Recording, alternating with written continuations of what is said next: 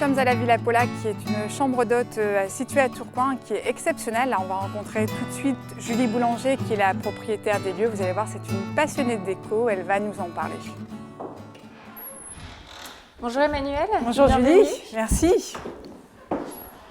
Moi, Julie, vous habitez un hôtel particulier qui est absolument fabuleux, qui date des années 30. Oui. Je voulais savoir en fait ce qui vous avez plu au moment de l'achat de cette maison.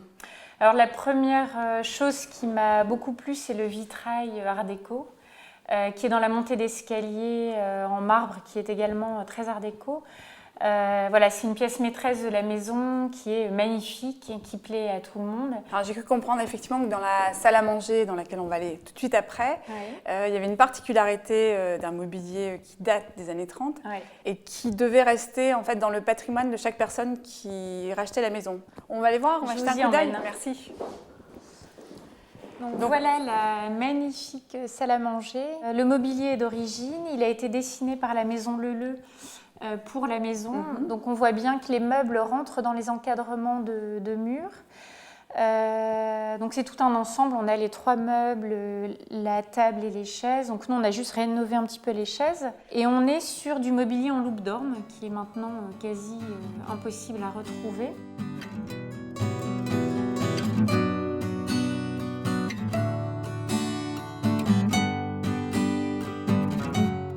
Alors Julie, maintenant on va découvrir les chambres. Oui, je vous emmène. Très belle chambre, merci.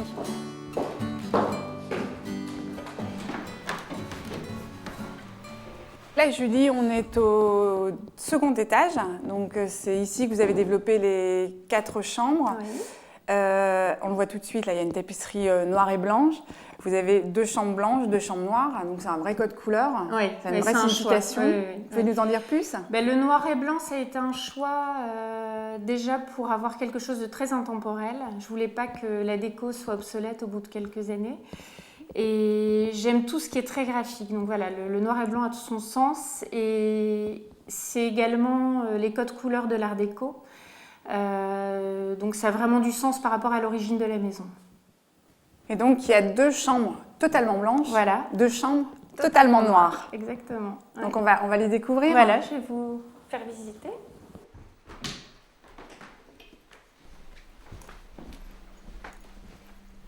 Oh, c'est saisissant, Julie. Quand on arrive dans votre chambre, on se rend compte que tout a été pensé vraiment avec minutie. Enfin, c'est évident que vous êtes très, très impliquée dans votre déco. C'est très beau. La question que je me posais, c'est que donc, on est sur le thème Art déco années 30. Comment vous avez fait pour retrouver du mobilier en fait, de cette époque? Alors, très compliqué à trouver.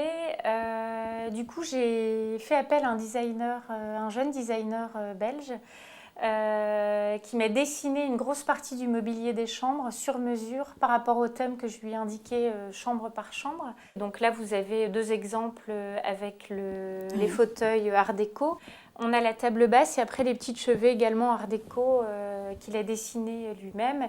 Alors la deuxième question, en fait, sur les salles de bain, on voit bien qu'il y a une influence très forte années 30. Quel a été votre parti pris par rapport à ça? Alors ici, dans la suite blanche, effectivement, comme je voulais respecter ce thème de l'art déco, il fallait retrouver des matériaux art déco. Et donc j'ai trouvé des lavabos, des miroirs en réédition, pareil pour la baignoire, et le carrelage, pareil, qui est du carreau de ciment, du carrelage métro. Tout ça sont des rééditions, mais qui respectent vraiment les produits d'origine art déco. Julie, on va redescendre au rez-de-chaussée maintenant. Je sais que vous avez quelque chose d'improbable, de très atypique à nous montrer, et qui fait partie aussi de votre déco. Oui, on y va? Oui, on y va.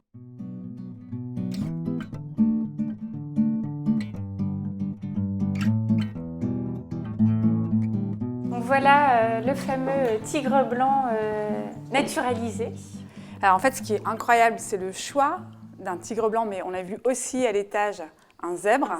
Donc 2 animaux naturalisés. Ouais. C'est quand même assez atypique en décoration. Qu'est-ce qui vous a attiré dans ce choix? Alors déjà, c'est une rencontre avec une personne qui est passionnée par la taxidermie. Et un choix de déco très original, comme vous le dites, parce qu'on voit ça nulle part ailleurs. Un tigre blanc, vous n'en verrez pas d'autre chez un particulier en France. Et c'est aussi une façon de donner une seconde vie à ces animaux sauvages qui sont morts de mort naturelle dans des zoos, donc ils n'ont absolument pas été tués pour ça, bien évidemment. C'est quasiment des œuvres d'art, c'est plus des objets Oui, ce déco sont à ce des œuvres niveau-là. d'art. On est vraiment sur une pièce d'art, un objet de déco et un patrimoine, je dirais, quasiment mondial, naturel. En tout cas, merci Julie, parce que c'est vrai qu'à la fois vous avez fait découvrir toute la déco, puis en fait 2 spécimens quand même assez incroyables. Ouais. Je voulais vous remercier pour tout Avec ce que vous grand nous avez plaisir. fait découvrir. C'est un lieu magnifique. Et puis nous, on va se quitter maintenant et je vous laisse avec de très belles images encore de la Villa Paulin.